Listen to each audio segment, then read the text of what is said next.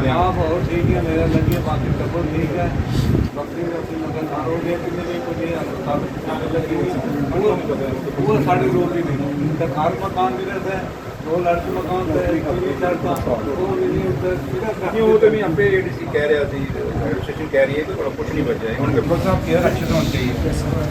और साफ सफाई का हाँ जी। ये ना मुझे दिल्ली क्या हाल है वो तो समझा मैं वो तो लेकिन फिर ठीक है ना सेहत वाले वो तो जी वो तो बड़ा बुरा हाल है मैं सेहत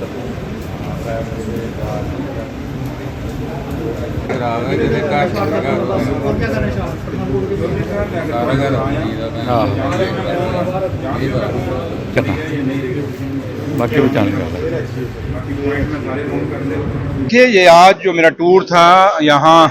ऑनरेबल चीफ मिनिस्टर साहब ने, क्योंकि मैंने कल आना था, कल मैं नौशहरा में था और आज सुबह ही मैं नौशहरा से निकल के यहाँ पे आया हूँ। और अभी सुबह पहले मैं दोनों कैंपों में गया और वहाँ का हालात देखे, उसके बाद मैं मिलिट्री हॉस्पिटल पठानकोट में गया, जो पेशेंट वहाँ एडमिट हैं उनको देख के आया हूँ। अभी आपके सामने यहाँ देखा है, तो लिहाजा काफ़ी सारी बहुत बड़ी ट्रेजेडी है और पाउडर के बाद ये एक ऐसा सदमा है जो दोबारा लगा हमें। और जब मैंने अब देखा है कुछ चीज़ों की, अब जो मुझे खुद उन लोगों ने कुछ बताया है, कुछ चीज़ें मुझे नोटिस में लाई हैं, मैं डिप्टी कमिश्नर कठुआ से बात करूंगा।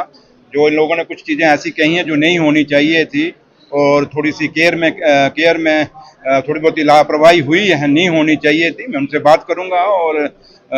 हमारी सरकार की कोशिश यही है कि एक अच्छा ट्रीटमेंट मिले, क्योंकि इनके घर बार उजड़ गए हैं, सब कुछ खत्म हो गया है और हमारी पहली प्रायोरिटी ये है कि पहले ये ठीक हो जाए, सब तंदुरुस्त हो जाए, उसके बाद इनका जो दूसरा जो एडमिनिस्ट्रेशन उसमें लगी है, पूरा इनका मुआवजे का लिस्टें तैयार कर रही है कि माल मवेशी कितना इनका मरा है, उसके बाद मकान कितने डैमेज हुए हैं, प्रॉपर्टी कितनी डैमेज हुई है, इनके जो सामान था, क्या था, कैसा था, वो कितना डैमेज हुआ है, हर चीज़ को देखा जा रहा है। तो लिहाजा सारा कुछ मैंने देखा और अभी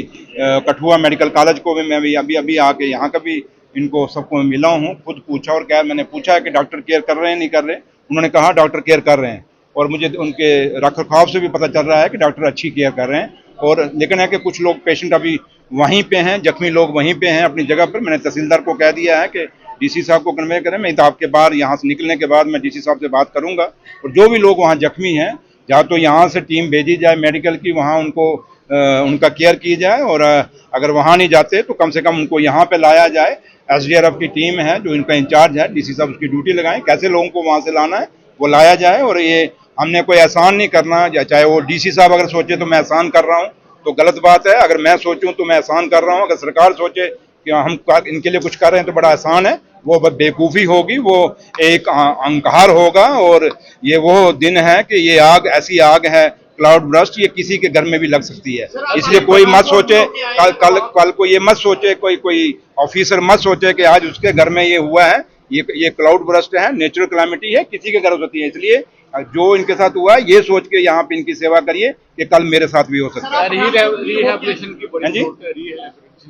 हाँ वो मैंने बात की है, जो इनके घर है वो नालों के आसपास है, वहाँ से वो हम दोबारा कैसे बना सकते हैं? नहीं मैंने वो किया, मैंने सारा कुछ उनसे कैंपों से बात हुई है, उन्होंने अपने जैसे चौचोटी में बात हुई, पाउडर में लोगों ने डिमांड रखी, ऑनरेबल सीएम साहब जब उमर अब्दुल्ला साहब वहाँ गए थे उन्होंने भी कहा कि हमें रिहेबिलिटेट नई जगहों पे किया जाए, इन्होंने भी यही पॉइंट रखा है। तो मैं कल सुबह कश्मीर जाऊंगा और ये जो पूरा फीडबैक मैंने लिया है मैं ऑनरेबल चीफ मिनिस्टर साहब उमर साहब को बताऊंगा और इस पर डिसीजन करेंगे। लेकिन मैं अभी यहाँ कुछ कह जाऊँ क्योंकि अभी हमें पता ही नहीं कि नुकसान कितना हुआ है, क्या हुआ है, वो सारा कुछ जब असेस होता है उसके बाद ही अपनी जो पॉलिसी है सरकार अपनी बताएगी। लेकिन इतना जरूर मैं आपको यकीन दिलाता हूँ कि इन लोगों को, ये हमारे लोग हैं और हम सरकार का फर्ज है कि इनको रिहेबिलिटेट